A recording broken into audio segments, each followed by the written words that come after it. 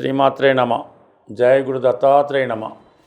ఈ వీడియోలో మనం వృత్తి నిర్ణయించే గ్రహాలు మరి ప్రస్తుతం శనిగ్రహ వక్రగమనం వల్ల వృత్తిపై ఎటువంటి ప్రభావం చూపుతుంది, ఏ ఏ వృత్తులు చేస్తున్న వారికి ఏ ఏ గ్రహాలు బలంగా ఉండాలి, మనం ఖచ్చితంగా ఏ వృత్తిలోకి ఎంటర్ అవ్వాలో ఏ గ్రహం తెలియజేస్తుంది.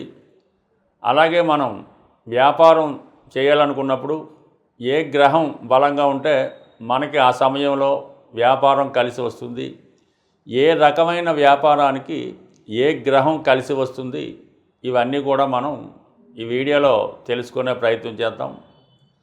సాధారణంగా ఎక్కువగా సినిమా సంబంధించినటువంటి పరిశ్రమలో ఏ వృత్తిలో అయినా సినిమా నటన టీవీ మీడియాలో ప్రవేశించాలంటే శుక్ర అలాగే చంద్రగ్రహాలు బలంగా ఉండాలి. అలాగే మీరు సినిమా రంగంలో హీరోగా రాణించాలంటే చంద్రుని యొక్క బలం తప్పనిసరి. అదే క్యారెక్టర్ యాక్టర్గా విలన్గా రాణించాలంటే కుజుని యొక్క స్థితి చాలా బలంగా ఉండవలసి ఉంటుంది. అలాగే మీరు ఒక పారిశ్రామికవేత్తగా లేదంటే ఏదైనా ఒక సంస్థను ప్రారంభించి 10 మందికి ఉపాధి కల్పించే వృత్తులు చేయాలన్నా, చిన్న స్థాయి నుంచి పై స్థాయికి వెదగాలన్నా శని యొక్క బలం తప్పనిసరిగా ఉండవలసి ఉంటుంది. ప్రస్తుతం ఉన్నటువంటి సాఫ్ట్వేర్ రంగానికి, మెడికల్ రంగానికి, సినిమా సంబంధించినటువంటి ఈ గ్రాఫిక్స్ టెక్నాలజీ సంబంధించిన వృత్తుల్లో రాణించాలంటే వారి యొక్క జన్మజాతకంలో రాహుగ్రహం బలంగా ఉండవలసి ఉంటుంది. మీరు పోలీస్ డిపార్ట్మెంట్లో కానీ, ఎక్సైజ్ డిపార్ట్మెంట్లో కానీ, క్రీడా రంగంలో కానీ, లేదంటే ఏదైనా ఒక వృత్తిలో కంపల్సరీగా మీరు ఒక డ్రెస్ కోడ్ యూనిఫారం ధరించవలసినటువంటి ఉద్యోగంలో ఉండాలంటే కుజుని యొక్క బలం తప్పనిసరిగా ఉండవలసి ఉంటుంది. అలాగే ప్రభుత్వ ఉద్యోగంలో మీరు ప్రవేశించాలనుకుంటే రవి యొక్క బలం చాలా అనుకూలంగా బలంగా ఉండవలసి వస్తుంది. అలాగే మీరు వ్యాపారం చేయాలి, మనీ క్యాలిక్యులేషన్స్ కరెక్ట్గా ఉండాలంటే బుధుని యొక్క బలం తప్పనిసరిగా ఉండాలి. అంటే ఒకవేళ మీరు చార్టెడ్ అకౌంటెంట్ అవ్వాలనుకున్నా, లేదంటే అకౌంట్స్ సంబంధించినటువంటి వృత్తిలో రాణించాలన్నా, క్యాలిక్యులేషన్స్ కరెక్ట్గా వేయాలన్నా, వ్యాపారాలని అంచనా వేయాలన్నా, మార్కెట్లో ఈ షేర్ మార్కెట్ వగైరా వగైరా వాటిలో అప్ అండ్ డౌన్స్ని అంచనా వేయాలన్నా కూడా బుధుని యొక్క బలం తప్పనిసరిగా ఉండవలసి ఉంటుంది. బుధుడు జాతకంలో బలంగా ఉంటేనే సరైన సమయంలో సరైన నిర్ణయం తీసుకొని ముందుకు వెళ్ళే అవకాశాలు ఎక్కువగా ఉంటాయి. అలాగే పాడి పరిశ్రమ, వ్యవసాయం, అలాగే మెడిసిన్స్, ఆయుర్వేదం ఇటువంటి వాటిలో మీరు బలంగా రాణించాలంటే చంద్రుని యొక్క బలం తప్పనిసరి. అలాగే కొన్ని ఆధ్యాత్మిక వృత్తులు, ఈ పౌరోహిత్యం, ఈ ప్రవచనాలు, ఈ జ్యోతిష్యం, ఆధ్యాత్మిక సంబంధించిన వృత్తుల్లో రాణించాలంటే కేతువు యొక్క బలం తప్పనిసరిగా ఉండవలసి ఉంటుంది. అయితే ఏదన్నా శని సేవకా వృత్తిని సూచిస్తాడు కాబట్టి శని సంబంధించినటువంటి కనెక్షను ఇప్పుడు చెప్పుకున్నటువంటి గ్రహాలకి ఉన్నప్పుడు జాతకుడు సబార్డినేట్గా చేయడం కానీ ఉద్యోగం చేయడం కానీ జరుగుతూ ఉంటుంది. రవి స్వతంత్ర ప్లానెట్ అవ్వడం వల్ల, రాజగ్రహం అవ్వటం వల్ల, రవి యొక్క ఇన్ఫ్లుయెన్స్ వల్ల చాలా వరకు స్వతంత్ర వృత్తుల్లో ఉండడం, ఈ పాలిటిక్స్లో ఎంటర్ అవ్వడం, రాజకీయాలు ఇంచుమించుగా సాధారణ కౌన్సిలర్ దగ్గర నుంచి ప్రధానమంత్రి, రాష్ట్రపతి దాకా ఎదగాలంటే, గవర్నమెంట్లో అత్యున్నత స్థాయి ఐపీఎస్ ఐఏఎస్లు కావాలన్నా కంపల్సరిగా రవి యొక్క బలం చాలా అనుకూలంగా ఉండాలి. అయితే కొన్ని సందర్భాల్లో రవి మరీ విపరీతమైనటువంటి బలం ఉన్నప్పుడు ఓవర్ కాన్ఫిడెన్స్ వల్ల, అహంభావం వల్ల ఏ పని చేయకుండా మరి ఏదో ఒక దానికోసం వెయిట్ చేస్తూ కాలం వృధా చేయడం జరుగుతూ ఉంటుంది. ఒక విధంగా కొన్ని సందర్భాల్లో రవి బలహీనంగా ఉన్నప్పుడే అతడు అటు ప్రభుత్వ ఉద్యోగాల్లో రాణించగలుగుతూ ఉన్నారు. రవి బలంగా ఉన్నవాళ్ళు రాజకీయ రంగంలో రాణించగలగడం కూడా జరుగుతూ ఉంటుంది. ఈ విధంగా ప్రతి గ్రహానికి కూడా ఏదో ఒక వృత్తికి, ఏదో ఒక వ్యాపారానికి లింకప్ అయి ఉండడం జరుగుతూ ఉంటుంది. ఏదైనా జాతకుడు వృత్తిలో రాణించాలంటే 2-3 గ్రహాల యొక్క ప్రభావం ఉంటేనే ఆ జాతకుడు ఆ వృత్తిలో రాణించగలుగుతూ ఉంటాడు. ఏదైనా దశమ భావం బలంగా ఉండాలి, దశమాధిపతిని శుభగ్రహాలు చూస్తుండాలి.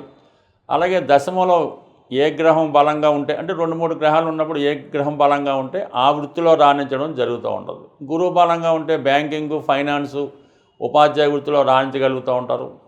అలాగే కుజుడు బలంగా ఉంటే పోలీస్ డిపార్ట్మెంట్లో రాణించగలుగుతుంటాడు. దీంతో పాటుగా అష్టక వర్గ పరిశీలించి దశమ భావంపై ఏ గ్రహం ఎక్కువ బిందువులు ఇచ్చి ఉందో ఆ సంబంధించిన వృత్తిలో రాణించే అవకాశాలు కూడా బలంగా ఉంటాయి. బట్ ఏదైనా ఒక్క దశమ స్థానమే కాకుండా అర్ధ త్రికోణాలైనటువంటి 2, 6, 10 పరిశీలించి జాతకుడు యొక్క లగ్న బలాన్ని కూడా పరిశీలించి వృత్తిని నిర్ణయించవలసి ఉంటుంది. మీనరాశి వారికి ఏ వృత్తి బాగుంటుంది అని పరిశీలించినప్పుడు సహజంగా మీనరాశికి గురువు అధిపతి. ఆ కారణం వల్ల వీళ్ళకి ఆధ్యాత్మిక సంబంధించినవి, ధర్మానికి సంబంధించినవి, అలాగే సాంప్రదాయ వృత్తులు అనుకూలించే అవకాశం ఉన్నది. అంటే సాధారణంగా ఎడ్యుకేషన్ సంబంధించింది, వైద్యానికి సంబంధించింది, ఎక్కువగా గురుకుల పాఠశాలలు, ఆశ్రమాలు, ఎండోమెంట్ సంబంధించినటువంటి దేవస్థానాలు, అటువంటి వాటిలో వీళ్ళు ఎక్కువగా ఉపాధి అవకాశాలు పొందే అవకాశం ఉన్నది. అలాగే ధర్మ ప్రచారానికి ఉపయోగించే ఈ బుక్స్ ప్రింటింగ్ చేయడం కానీ, అలాగే ఈ పూజకు సంబంధించినటువంటి ద్రవ్యాలు, ఈ పూజా స్టోర్ సంబంధించిన కానీ ఆ దీపాలు ఉపయోగించడం, ఈ పూజకు సంబంధించినటువంటి సకల వస్తువులు వాటికి సంబంధించినటువంటి మ్యానుఫ్యాక్చరింగ్లో కూడా బాగా రాణించే అవకాశం ఉంది. అలాగే ఉపాధ్యాయ వృత్తి బాగుంటుంది, కోచింగ్ సెంటర్లు కూడా బాగుంటాయి. ఇక ఇదే రాశిలో శుక్రుడు ఉచ్చ పొందడం వల్ల కళలకు సంబంధించింది ఎక్కువగా ప్రముఖ డ్యాన్సర్లు, అంటే ఇప్పుడు అయితే పెద్ద డ్యాన్స్ వృత్తికి ప్రాధాన్యం లేదు కానీ గతంలో ఉన్నటువంటి ప్రముఖ ఈ డ్యాన్సర్లు సినిమాలో ఉండొచ్చు, తర్వాత ప్రైవేట్గా కూడా ఉండొచ్చు, వాళ్ళంతా కూడా మీనరాశికి సంబంధించిన వారే ఉంటారు. అంటే కళారంగానికి చెందిన వారే ఉంటారు. అంటే మీనరాశికి ఒక విధంగా భగవంతుని యొక్క చరణాలు, పాదాలు గుర్తవుతుంటాయి. అలాగే మానవ శరీరంలో పాదాలు ఈ మీనరాశికి సంబంధించినవి ఉంటాయి. అంటే పరస్పరం విభిన్నంగా తిరిగే చేపలు అవి కూడా ఒక సింబాలిక్గా మనం గమనించినప్పుడు ఎక్కువగా ఈ పాదాలకు సంబంధించిన వృత్తిలో వీళ్ళు ఎక్కువగా రాణించగలుగుతూ ఉంటారు. సాధారణంగా మీనరాశి వారికి కూడా మీనరాశి ఎఫెక్ట్ అయినప్పుడు పాదాలకు సంబంధించిన ప్రాబ్లమ్స్ రావడం జరుగుతూ ఉంటుంది. ఎక్కువగా ఈ పాదాలకు సంబంధించిన ప్రాబ్లమ్స్, రకరకాల యాక్సిడెంట్లు అవ్వడం, తరచూ కాలికి దెబ్బ తగలడం, ఇవన్నీ కూడా మీనరాశి వారికి వస్తూ ఉంటాయి. ఎక్కువగా డయాబెటిక్ అది వచ్చిన వాళ్ళకి ఈ పాదాలకు ఏమైనా దెబ్బలు తగిలి తద్వారా వాళ్ళకి ఇబ్బంది కట్టడం కూడా జరుగుతుంది. అంటే కంపల్సరీగా మీనరాశి, మీనలగ్నం వారి యొక్క పాదాలు చాలా జాగ్రత్తగా చూసుకోవాల్సి ఉంటుంది.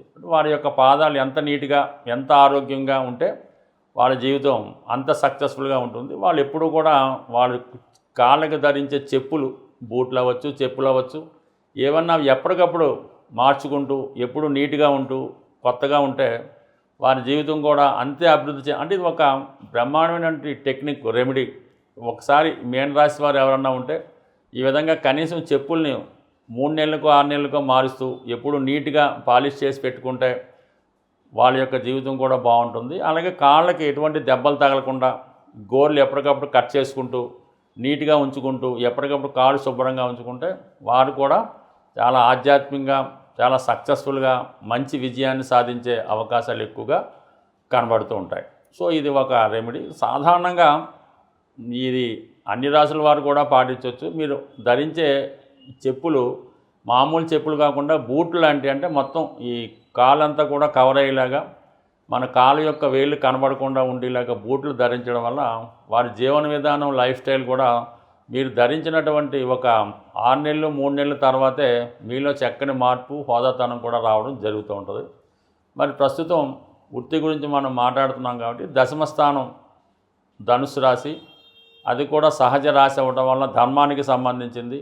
అందువలన వీళ్ళు ఉపాధ్యాయ వృత్తిలో రాణిస్తారు. ధర్మకర్తలుగా, మత ప్రబోధకులుగా, పూజారులుగా, జ్యోతిష్యులుగా, అడ్వైజర్స్గా, వాస్తు శాస్త్రజ్ఞులుగా, ఏదైనా నిస్వార్థంగా ఇతరుల యొక్క బాగు కోరి ధర్మాన్ని రక్షించే వాళ్ళుగా ఎక్కువగా ఉండడం జరుగుతూ ఉంటుంది. మరి న్యాయాన్ని రక్షించే న్యాయవాదులు అవ్వచ్చు, అలాగే జడ్జెస్ అవ్వచ్చు, పెద్ద తరహాగా తీర్పు చెప్పేవాళ్ళు, అలాగే ఇతర మతస్థుల్లో ఉన్నటువంటి ఫాస్టర్సు, అలాగే ఈ ముస్లిం పెద్దలు, వీళ్ళంతా కూడా వారి జాతి ఏదైనా, కులం ఏదైనా ఈ ధనుసు రాశి వారు ఎప్పుడు కూడా నిష్పక్షపాతంగా, నిజాయితీగా ఉంటారు. ఇతరులకి సహాయం చేయడానికి రెడీగా ఉంటారు. ఏదైనా తను నష్టపోయినా పర్లేదు కానీ తనను నమ్ముకున్న వాళ్ళు నష్టపోకూడదనే ప్రవృత్తితో వీళ్ళు జీవితం గడుపుతూ ఉంటారు. కాబట్టి కామన్గా ఈ రాశివారు అటు ధర్మానికి సంబంధించిన వృత్తుల్లోనే ఎక్కువగా ఉంటారు. అలాగే ధర్మకర్తలుగా, ధర్మాన్ని శాసించే పెద్దలుగా, అలాగే ఈ మఠాలు, ఈ ఆశ్రమాలు అవి స్థాపించి మత ప్రచారానికి ఉపయోగించే వారికి కూడా ఉండడం జరుగుతూ ఉంటుంది. బట్ ఏదైనా ఈ మీనరాశి వారికి వృత్తిలో చాలా తొందరగా నేమ్ రావడం జరుగుతుంటుంది వాళ్ళు మంచిగా ఉన్నప్పుడు.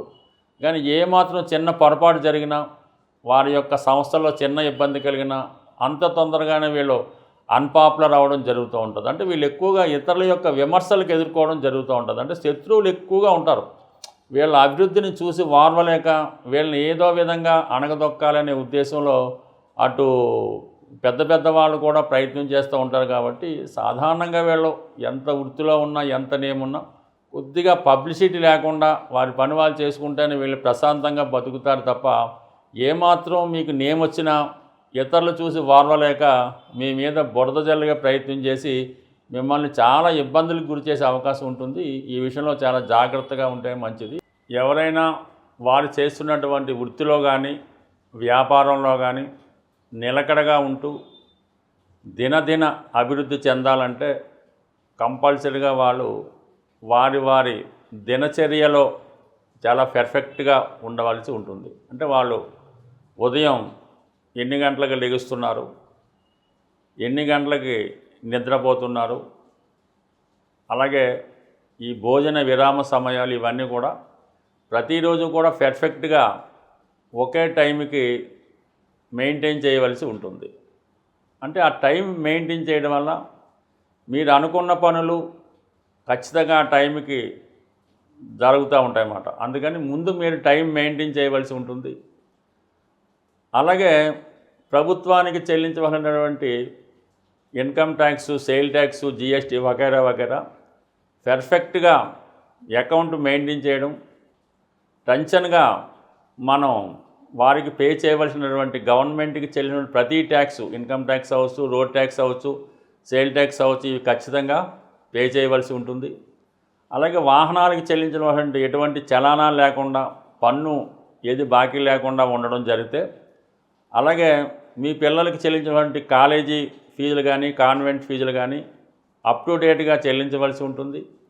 అలాగే మీరు అద్దె ఇంట్లో ఉంటే టైంకి అనుకున్న తారీఖు కన్నా ముందుగానే అద్దె చెల్లించవలసి ఉంటుంది. అంటే మీకు ఇవి కొద్దిగా ఆశ్చర్యంగా జరిగి ఉండొచ్చు. మీరు ఏదైతే ఇవన్నీ పర్ఫెక్ట్గా నిర్వహిస్తారో, ఏదైతే మీరు తీసుకున్నటువంటి అప్పుకి లోన్ కరెక్ట్గా కడుతుంటారో, అప్పుడు మీ జీవితంలో సక్సెస్ కూడా చాలా తొందరగాను చాలా పర్ఫెక్ట్గా వస్తుంది. సమయానికి అందరూ కూడా మీకు సహకరిస్తూ ఉంటారు. అంటే ఈ టెక్నిక్ను ఉపయోగించే ప్రస్తుతం ఈ బ్యాంకులు ఈ క్రెడిట్ స్కోర్ అన్నది పెట్టడం జరిగింది. అంటే మీరు ఎంత పర్ఫెక్ట్గా మీ విధి నిర్వహిస్తున్నారు, మీరు తీసుకున్నటువంటి అప్పుకి వడ్డీ ఎలా కడుతున్నారు, క్రెడిట్ కార్డు మీద ఎలాగా పే చేస్తున్నారు, ఎవరికన్నా చెక్ ఇస్తే అది ఎంత పర్ఫెక్ట్గా ఉంటున్నారు, ఇవన్నీ కూడా మీ డిసిప్లిన్ బట్టి మీ వృత్తి ఆధారపడి ఉంటుంది. అందువల్ల ఏంటంటే ఇవన్నీ కూడా పర్ఫెక్ట్గా మెయింటైన్ చేయండి. దాంతోపాటు సూర్యభగవానుని ఆరాధించడం, ఆదివారం నియమంగా ఉండడం, ఆదిత్య ఉదయం వినడం జరుగుతుంది. అలాగే మీకు జన్మనిచ్చినటువంటి తండ్రి గారు, అంటే సహజంగా మీకు మీ యొక్క జన్మజాతకంలో 9వ స్థానమే అదృష్ట స్థానం, అదే భాగ్యస్థానం, అదే మీ తండ్రి స్థానం. అంటే తల్లి, తండ్రి, దైవం, గురువు. అంటే తల్లి కూడా 9వ స్థానానికే వస్తుంది, చతుర్థ భావం కాదు. అందువలన మీరు ఎంత సంపాదించినవ్వండి, ఎంతో కొంత మీ తండ్రి గారు కోటీశ్వరులు అయి ఉండొచ్చు, ఆయనకి లోటు లేకపోవచ్చు, ఆయన ఒక దేశ ప్రధానమంత్రి కూడా అయి ఉండొచ్చు. కానీ తండ్రి గారికి మీరు విధి విధానంగా ఏదో ఒక అంటే అది డబ్బు రూపంలోనే కావద్దు, తండ్రి గారికి అవసరానికి ఒక మంచి బట్టలు కొనివ్వచ్చు, కాలికి చెప్పులు కొనివ్వచ్చు, చేతికి గడియారం కొనివ్వచ్చు. బట్ ఏదైనా 9వ స్థానానికంటే గురువుకి కానీ, తండ్రికి కానీ, తల్లికి కానీ, దైవానికి కానీ మీ సంపాదనలో కొంత భాగం వారికి ఏదో రూపంలో ఇవ్వడం వల్ల మీ అదృష్టం బాగా జనరేట్ అయ్యి ఉద్యోగపరంగా, వ్యాపారపరంగా మీకు అభివృద్ధి చెందడం జరుగుతూ ఉంటుంది. ఎట్టి పరిస్థితుల్లో కూడా మీ యొక్క తల్లిదండ్రుల్ని మీకు వాళ్ళని భరించడం కష్టమైనప్పుడు పక్కకు తప్పుకోండి, ఎవరో ఒకరు చూస్తారు. అంతేగాని వాళ్ళని బలవంతంగా ఏదైనా ఒక ఓల్డ్ ఏజ్ హోమ్లో పెట్టే ప్రయత్నం మాత్రం చేయొద్దు. ఆ చేయడం వల్ల అది మీకు ఒక విధంటి యోగం ఏర్పడడం వల్ల అది ఆ పేర్లే చెప్పడం అంత ఇష్టం ఉండదు. ఆ ప్రభావం వల్ల తర్వాత మీ జీవితంలో కొన్ని ఇబ్బందులకు లోనయ్యే అవకాశం ఉంది. బట్ ఏదైనా సదా మీకు అదృష్టాన్ని ఇచ్చే భాగ్యస్థానాన్ని మీరు కాపాడుకోవాలంటే ఈ పెద్దవాళ్ళని అంటే తల్లి, తండ్రి, గురువు, దైవాన్ని వాళ్ళు దుర్మార్గులు అవ్వచ్చు, అంతకులు అవ్వచ్చు, కూనీకోరులు అవ్వచ్చు, తాగుబోతులు అవ్వచ్చు, కానీ వాళ్ళని మీరు గౌరవించడం, వారి జాగ్రత్తగా మీరు కాపాడుకోవడం అన్నది మీ విధి. మీరు ఎంత బాగా చేస్తే తర్వాత మీ తరం అంత అనుకూలంగా ఉంటుంది. స్వస్తి.